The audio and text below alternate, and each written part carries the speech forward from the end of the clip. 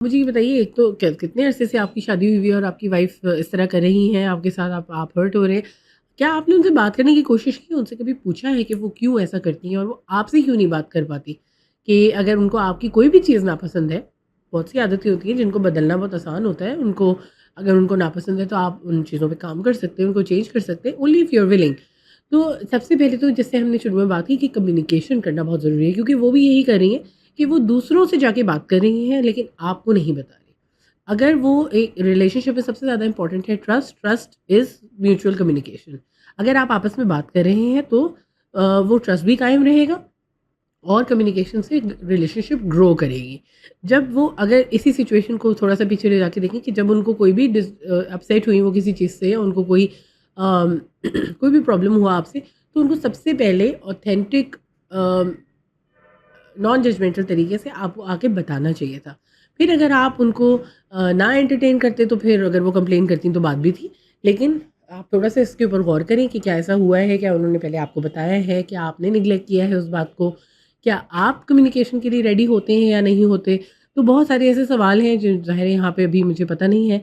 तो maybe you can open your mic and ask a question later on after 10:45 या 11 पे हम ले लेंगे माइक क्वेश्चंस, तो फिर आप मुझे थोड़ी सी डिटेल बताएंगे तो we can discuss this. So you know it is kind of it has to be a two way communication. So your what your wife is doing is hurting you.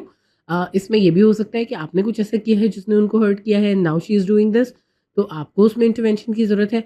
वरना फिर आपको यहाँ पे उनसे बात करने की ज़रूरत है कि आप वही बात जैसे मैंने कहा ना कि तुम जो करती हो वो बहुत बुरी बात है, ये नहीं कहना है, आप नहीं कहना मुझे बहुत बुरा लगता है जब तुम ऐसा करती हो, मैं बहुत सैड फ़ील करता हूँ, मैं बहुत डिसअपॉइंटेड फ़ील करता हूँ। जो भी आपकी फ़ीलिंग है, ऑथेंटिक फ़ीलिंग आपने अपनी वाइफ़ को बता देनी। So when you talk about yourself, तो दूसरे बंदे का भी फ़ोकस आपके ऊपर होता है, दे डोंट बिकम डिफेंसिव।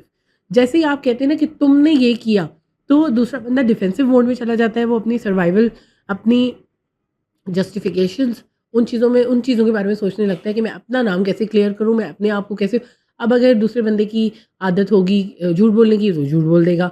अगर उसकी आदत होगी वही फाइट फ्लाइट, डिफरेंट डिफरेंट सबके अपने-अपने मोड्स होते हैं, तो अगर फाइट होगा तो फाइट करना शुरू कर देंगी, डिफेंसिव हो जाएँगी, आपके 4 बातें निकाल के बोलना शुरू हो जाएँगी, of course it will not lead anywhere.